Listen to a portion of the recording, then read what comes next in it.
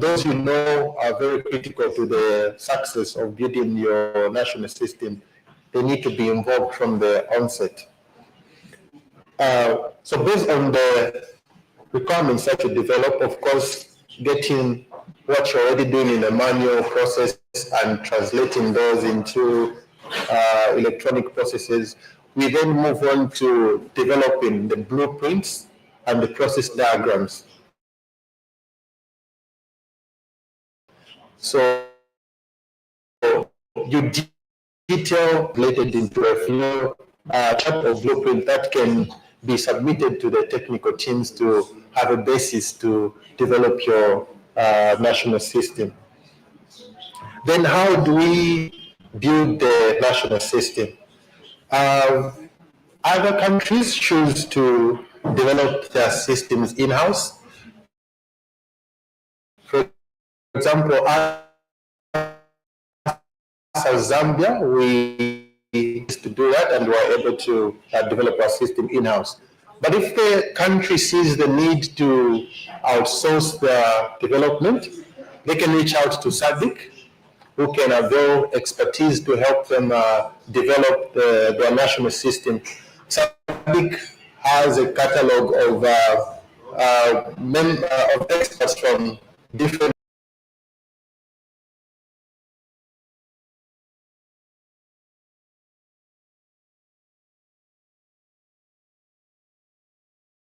country, and you feel that they are capable of developing or help you to develop your national system, you can choose and engage those experts and submit those blueprints and process diagrams to help you develop your national system.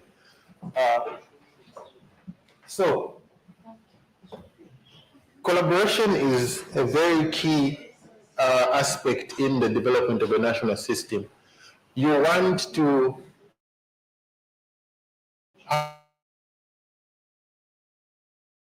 have a national system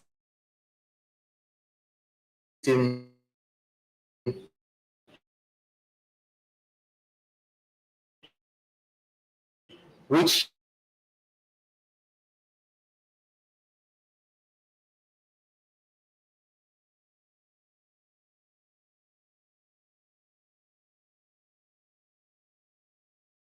comes from someone external, because they know the best efficient ways to do something. So if they are involved from the onset, they also get to feel a sense of ownership of the process that you are developing for them. So there is a sense of having the system being accepted even at the time it's reaching its phases of completion. We'll move on to the next slide. So if we have our stakeholders involved throughout the process, we will avoid most of these risks where we have a misaligned system because we didn't get a chance to hear from our stakeholders. Probably the system may be delayed because you have this constant back and forth where you are delivering something which does not meet your stakeholders' expectations. You get into issues of scope creep where you don't know how much you should do for that project. It keeps growing and growing and growing. Then there's loss of trust and buy-in because if your stakeholders are not involved, they don't know what you're doing, or you're promising them something and they don't have any input or say about it. So they don't feel a sense of trust in the process that you're doing. Eventually you end in the process because it is not delivering what is expected of it. It may also damage the reputation of the system and also the trust in what is expected to do. as I indicated earlier, to miss out on certain innovations which can only be obtained from the stakeholders, which if they were involved in the first place, you would have got a lot of ways to achieve something in the most efficient way. You also tend to lose out on time and resources if we do not have that collaboration in place. We can move on to the next slide. So moving on to how we integrate with other member states. So remember, in the first place, we are talking about having a national system already established. If we don't have a national system in place, we cannot integrate, because how else are you going to communicate with another country if you don't have a national system? So the way we integrate with national systems is, if in the first place we have our own national system established, then we can leverage these technologies which we are calling web services. So a web service in the simplest term is a way applications communicate with each other over a network using standardized protocols. So there are a wide range of protocols available, especially now that we can leverage. But for the sake of this integration, we'll just discuss two. We have a SOAP there, which means Simple Object Access Protocol, and we have the RESTful services using JSON. So SOAP is a protocol that was developed by Microsoft, and it relies on for message formatting, and it works on HTTP and HTTPS. So HTTP and HTTPS is just a way for you to access a service over the internet using a web browser. Where you have HTTP, you're accessing a service over the internet, but it's not secured. But where you have HTTPS, you're accessing a service over the internet, but in a secured manner. That's what the S is for in the acronym there. So an example of a SOAP message is something that would look like that. For those who are tech savvy, they have a close idea of what that means. So with a standard for message for data exchange or integration, what we are simply saying is, for example, let me give an analogy of someone applying for a job. When you're applying for a job, there is a standard that you follow. You need to have a CV and a resume submitted, and they are all structured in a certain way that will be accepted by the HR personnel. If you send a text to an HR personnel that you're applying for a job, they reject it and they will not take you seriously. But if you follow the format that you should send your CV and your resume in a structured way that is accepted, they will consider that application. You cannot choose to just use your own method to establish a communication with another party. There should be an established standard that you should follow. And with applications that are communicating over the internet, these are some of the standards that we follow. There is, as I've indicated, the SOAP and the rest for using JSON. So these are some of the advantages and disadvantages that we see with our SOAP way of exchanging. So it's a proven technology. It's got a strong security reliability, and it's been used across multiple systems over a long time. Exchange. It's not only used for exchanging information, it is used in a wide range of platforms. Emails also use this. Other people choose to use this as a way of saving their information. it's got a wide range of usage that you can apply it for. So it also follows an established contract for you to use this messaging or exchange format. Like I indicated in my analogy about a CV and a resume, you have a specific structure that you have to write this message when you are doing the exchange between two parties. You do not just establish your own standard and choose it to send the way you want. You have to conform to a certain standard when doing this exchange of information. Then it's accepted across a various range of platforms. You don't have to all use iPhones for you to exchange information with SOAP. You do not all need to be using a Windows operating system. It is accepted across various platforms. Looking at the disadvantages there, it is robust and complex. When you're exchanging information over this technology, sometimes the way it will render issues when you are doing the exchange process may not be very easy to interpret for those people supporting the language. So if there's a break or technical issue, sometimes it can be very difficult to resolve the issue if the person supporting is not very tech savvy on that technology. And if the information being exchanged over this technology is too bulky, it can seem to be very slow.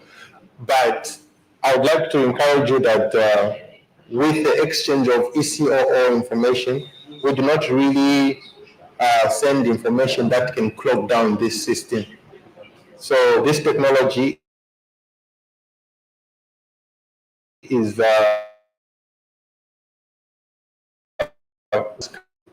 introduction of the integration of the ECOO. We can move on to the next slide. So the other technology that we may consider is the JSON-based technology.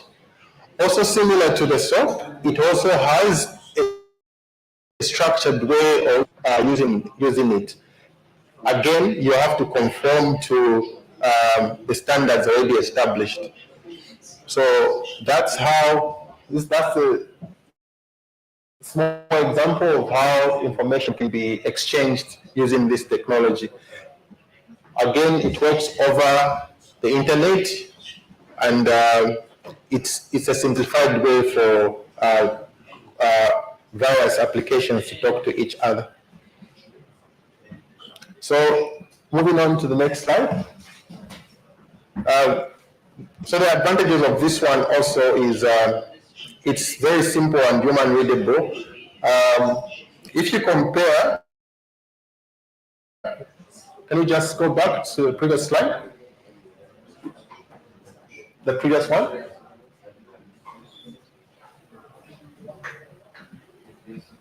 If you compare the data set there where I have an ID, a name, and an email, then I'll ask us again to just go back to an earlier slide where there's SOAP.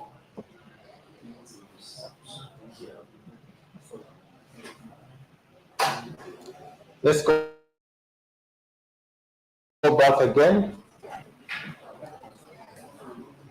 We can go back another step back again. Okay, so if you compare this message and the one on the JSON, you will see that with the SOAP one, there is too much detail that you have to provide for the exchange to happen. But if we can go back to where we were on the JSON one.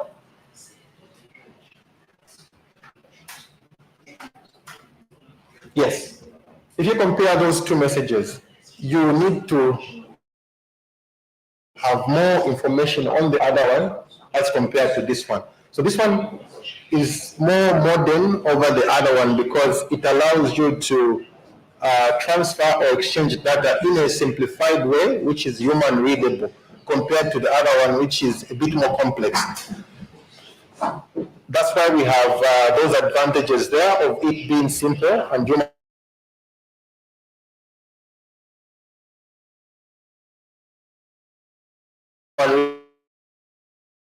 readable. It is lightweight and fast. It can transfer widely. Pardon those disadvantages there. I think they are wrongly placed. They don't apply to the one I was looking at. So I mentioned, I think was not widely accepted then. So currently the SADC interface when implementing the integration conforms with the SOAP messaging format. But I think moving forward with this SADC of doing the integration, of course, we can leverage the JSON, which I've also indicated, and other platforms may also be considered because there are quite a wide range of them. Now, the slide we're looking at here speaks with exchange formats with regard to the information that we exchange.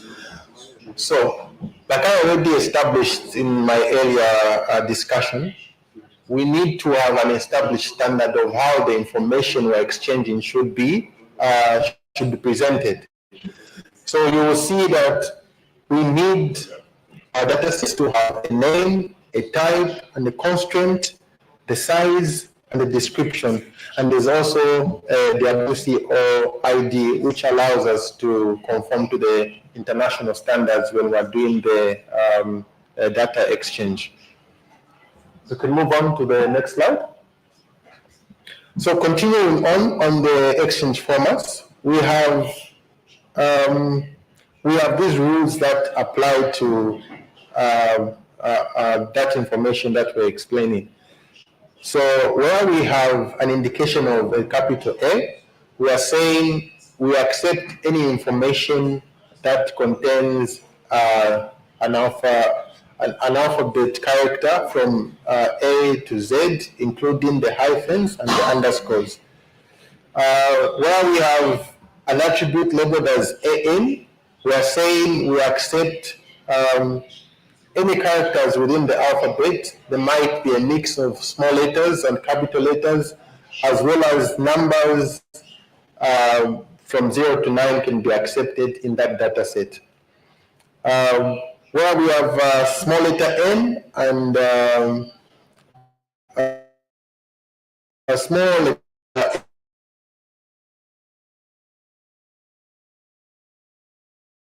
A and N, we are saying each particular data set that we're exchanging should be presented.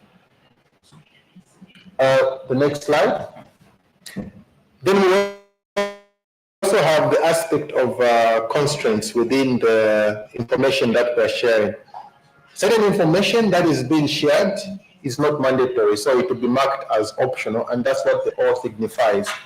Where we have an indication of M, this is a mandatory field, and when information is being shared, it should always be provided for. Then there's certain information that when we're exchanging is conditional based on certain criteria that are checked by the business rules. So it's a field that can be provided for if it meets certain conditions. Then where we have marked a field as X, we are saying it should be excluded and should not be provided for in the exchange process. D there indicates a disabled field. Where we have a disabled field, these are fields which are not entered by a human, but they're generated by the system.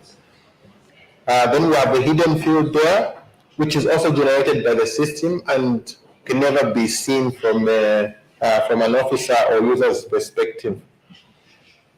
So that's with the data exchange format. There's a PDF which was shared, which has now the detailed information of what we've discussed. So if we can switch to that, then we can just quickly run through what all these things mean from the information format perspective.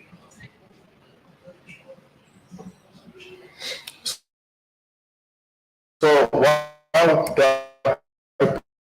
in that slide, that document, we're going to look at the information that is expected from what we are sharing in perspective of the ECOO. What information do we expect to share with another country in the ECOO dataset?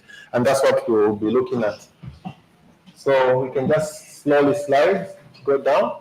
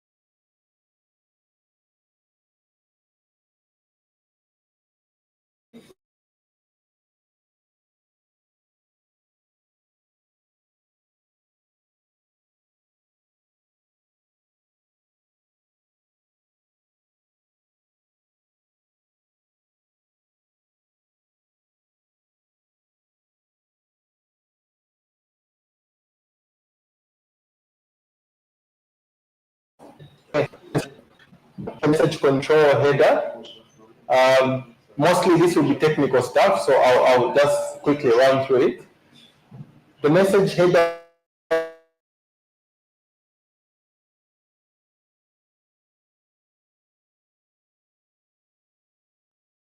there allows the changing parties of what message is being received. If we have, for example, a 9, we know that we're receiving an ECOO for the first time in the 18 member state in the integration process. Then let's scroll down.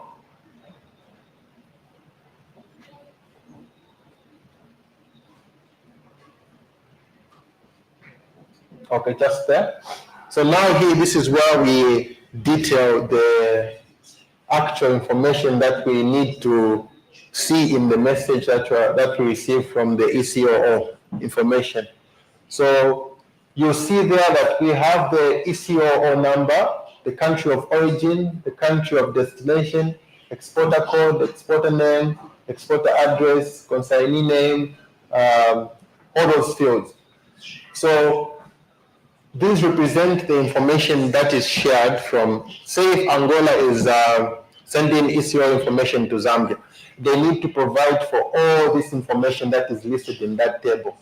And if you remember, those constraints we are discussing on whether they are mandatory or optional, we also provide for an indication in there. So while we have a marking of M, all that information when Angola is sending to Zambia should be provided for. Where we have O, it is optional, they may choose to provide or not provide. Then again, we have a column there. Remember those ANs and those letters were describes what kind of information can be entered in those fields. We can scroll down slightly.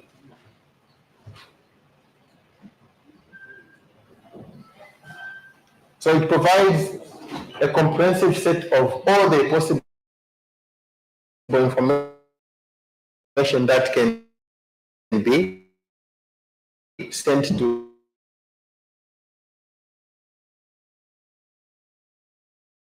so we have indicated all the possible data sets, and if you scroll down, go to the section where there's XML, sample XML.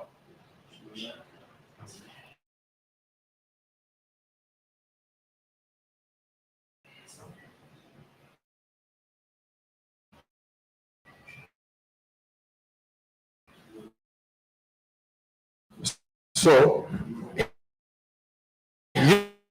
given that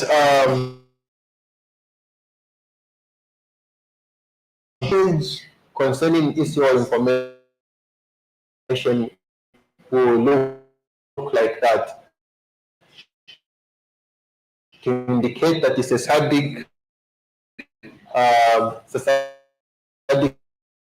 ECOO, and they indicate the exporter code. So this exporter code is the code for the exporter who is registered in the national system.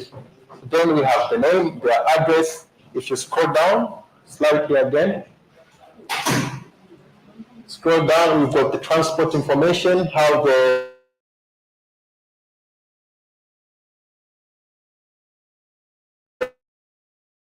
exporter is sending or being transported, whether it's on road or it's on sea. We have all the transport details indicated there. Then scroll down again. We have a section there now where we indicate the consignment. So the consignment there indicates the product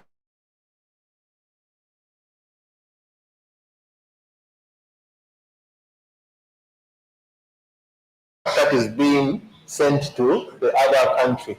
We have a description. So basically, this is how a structure of a SOP message will look. And if the country has done the due diligence of implementing their national system very well, they'll be able to interpret this message in their own system, and they'll have the information saved in their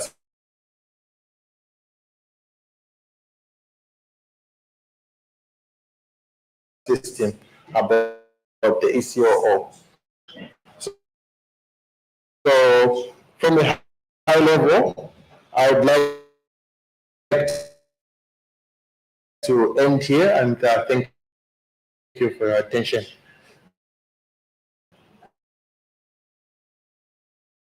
If there are any questions, I'm free to answer.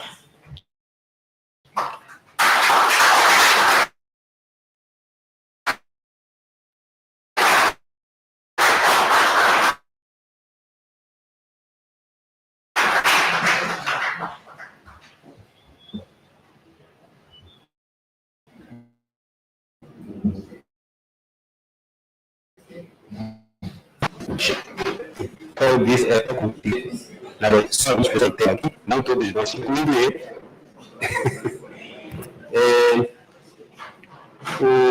O senhor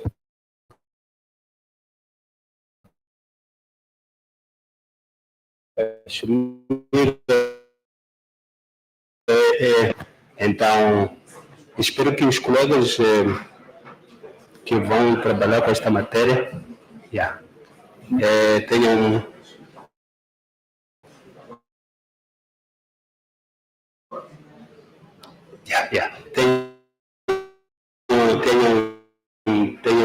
como estava a dizer, não sei se temos algumas perguntas por aqui na plataforma. Doutor, tenha bondade.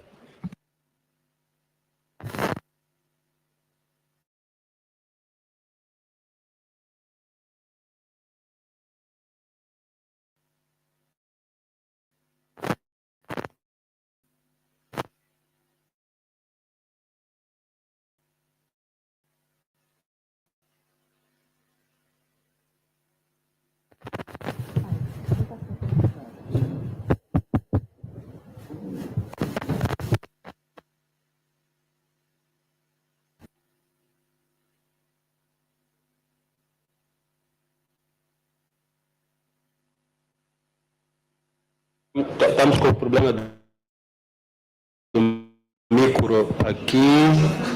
Se pode nos ajudar.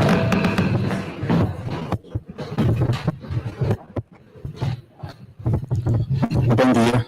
Meu nome é Z.COMÉRCIO. Eu aqui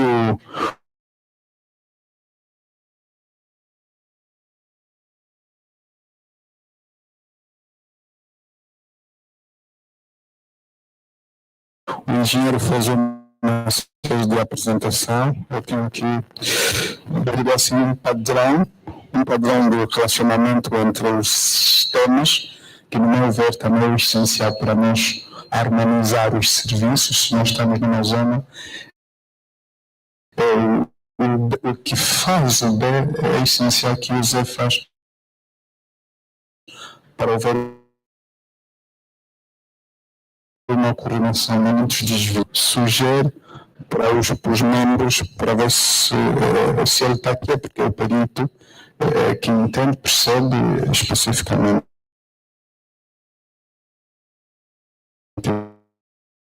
o que é que ele tem como visão que possa trouxe aqui na mesa. Essa é a primeira questão. A segunda questão é relativamente o sistema sempre X ML que ela apresentou. Se nós estamos cá, é para observar o máximo de informação e o que é que a Angola também tem que seguir obrigatoriamente. Eu acho que isso foi aprovado segundo o que nós estamos aqui. Com base na apresentação,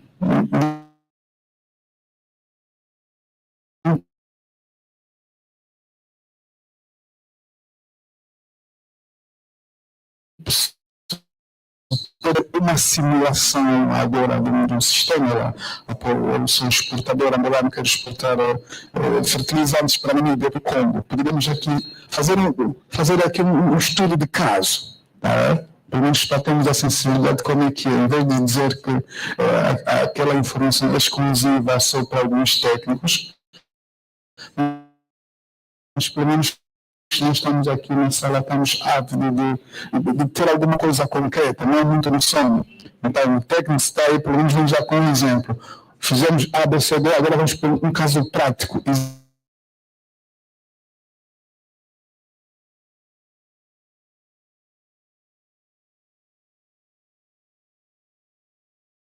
Exemplo, Angola. Como Angola para Namíbia, Angola para a África do Sul. Pelo menos aqui saímos com um dado com. Obrigado.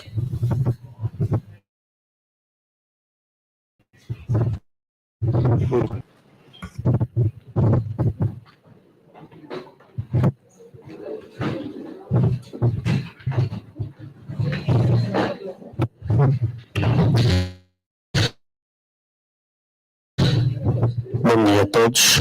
Jorge Mendonça é o meu nome. Primeiramente gostava de parabenizar o engenheiro pela apresentação. Depois dizer que o engenheiro falou dos sistemas SWAP e JSON. Portanto, eu gostava de saber se esses dois sistemas